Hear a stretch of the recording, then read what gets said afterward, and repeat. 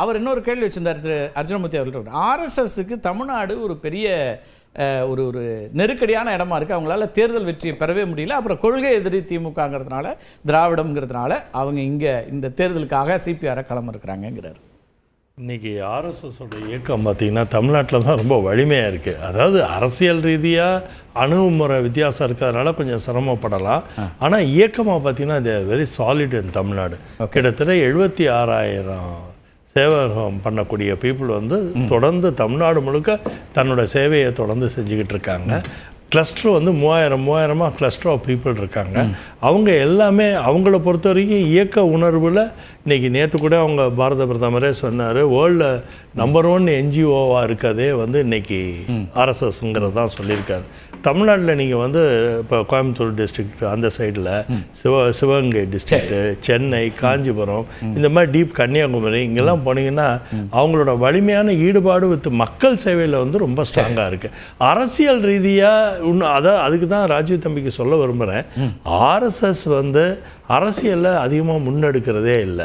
அவங்க அதிகமாக முன்னெடுக்கிறது என்னென்னா பாரத கலாச்சாரத்தை பேணி காக்கிறதுக்காண்டி, பாரத கலாச்சாரம் சீரழியாமல் இருக்கிறதுக்கு வேணுங்கிற முயற்சிகளை தான் வீடு வீடாக போய் செஞ்சுக்கிட்டு ஆர்எஸ்எஸ் மையப்படுத்தி தானே நீங்கள் எல்லாருமே சொல்லக்கூடியது. இல்லை அது என்னன்னாங்க, பாஜக வந்து is a unit of RSS தான்.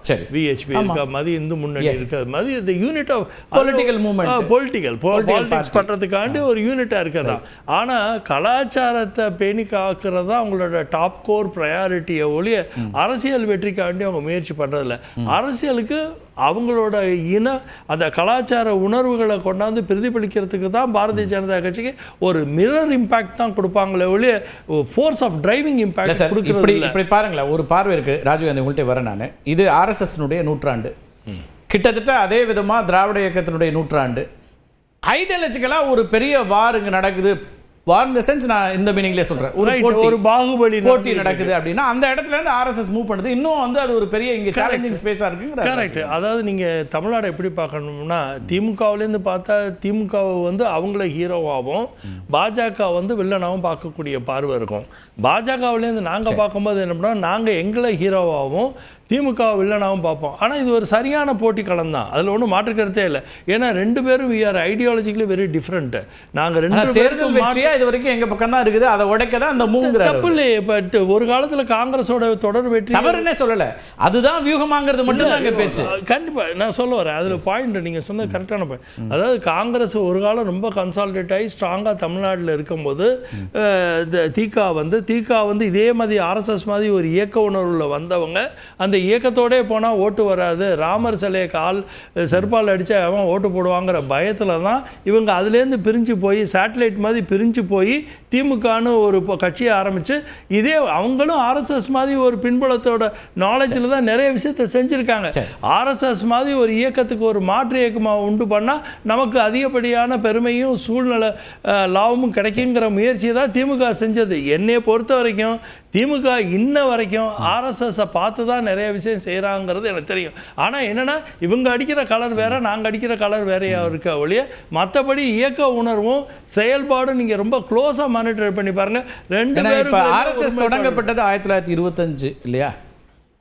ஆமா, அது 1915லயே உங்களுக்கு ஜஸ்டிஸ் பார்ட்டி எல்லாம் வந்தாச்சு. ஜஸ்டிஸ் பார்ட்டி எல்லாம் வந்து திகாவா மாறி அப்புறம் திமுக மாறினது. சார் திமுக மாறினது பின்னால தானே. இப்போ நம்ம திமுகவுக்கும் உங்களுக்கு தானே பேச்சு. அர்ஜுனமூர்த்தி சொல்கிற போது சொன்னார், ஆர்எஸ்எஸ் வந்து அரசியலில் தலையிடுவதில்லை, ஒரு கார் டிரைவ் பண்ணுறதுல ஓப்பன் கீயாக இருக்கு. முக்கியமான வார்த்தையை வெளிப்படையாக ஒத்துக்கிட்டாரு. அதில் நான் எடுத்து கொடுத்துட்றேன். இதற்கான டீகோடிங்கை வந்து ஒரு மரியாதைக்குரிய ஆர்கே அவர்கள் பண்ணால் நல்லா இருக்குன்னு நினைக்கிறேன். இதுதான் இப்போ இந்தியாவுடைய அரசியல். இந்தியாவின் கலாச்சார பண்பாடுகளை பாதுகாப்பது. நீங்கள் இந்தியாவுடைய அரசியமைப்பு சட்டத்தை நான் கொளுத்தவன்னு தந்தை பெரியார் சொன்னார். ஒரு இடத்துல கொளுத்தினார். அவர் ஒட்டுமொத்த அரசியல் சட்டத்தை கொளுத்தலை. ஆர்டிகல் 372 ஆர்டிகல் 13 இது ரெண்டும் எடுத்தார். சரி, ஏன்னா அவர் கையில் தான் வந்திருக்கும்னு நினைக்கிறேன். இல்லை இப்போ முடிச்சிடும். அவர் அப்படி எதை இருந்தாலும் வந்து கொடுத்துறாள் அப்படி இல்லை. தந்தை பெரியார் அப்படி இல்லை.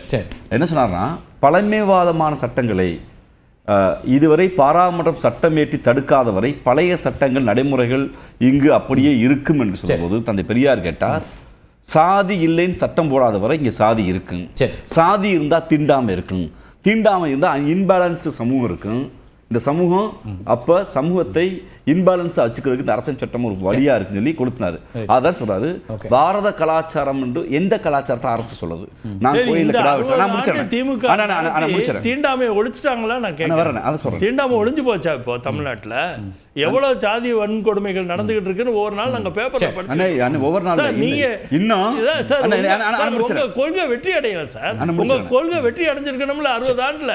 ஒரு 5 வருஷத்துல ஒரு எலெக்ஷன் மேனிஃபெஸ்டோ எடுத்துட்டு போறீங்கல்ல. நீங்க என்ன கோயிலை மூடி வச்சிருக்கீங்க சார்? பெரியார் கோயிலை முடியல உங்களால. அப்புறம் எங்க போச்சு ஜாதி? சார் நீங்க அந்த வெஹிக்கிள்ல போய் நீங்க வெற்றி அடையவே இல்ல சார் இது வரைக்கும். அந்த வெஹிக்கிள் உங்களை பொறுத்த வரைக்கும் பழைய வண்டி ஆயிடுச்சு சார். நீங்க புடிவாதமா ரொம்ப நீளமான ஒரு ஐடியாலஜிக்கலா பேசுற நிறைய பொலிட்டிக்கலா இன்னும் கொஞ்சம் ரொம்ப விரும்பல. திரௌபதி அம்மன் கோயில் திறக்க முடியல, இன்னும் அன்டச்சபிலிட்டி இருக்கு, இன்னும் 100 ஆண்டு இல்ல, இன்னும் 1000 ஆண்டு இருக்கு. ஆனா எப்படி வெட்டிட்டேன்னா அர்ஜுன்மூர்த்தி சார் என்ன சாதின்னு எனக்கு தெரியல, ஆனா ஸ்ரீராமன் என்ன சாதின்னு தெரியல, கார்த்திக் சார் என்ன சாதின்னு தெரியல, ராஜீவ்காந்த் என்ன சாதின்னு தெரியல, ஆர்கே சார் என்ன சாதின்னு தெரியல.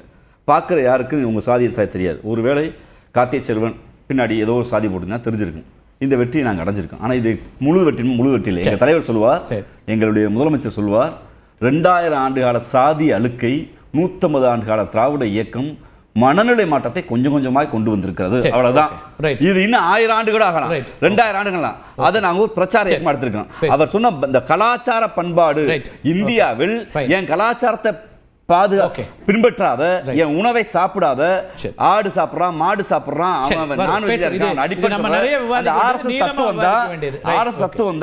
எங்களுக்கு சிக்கலா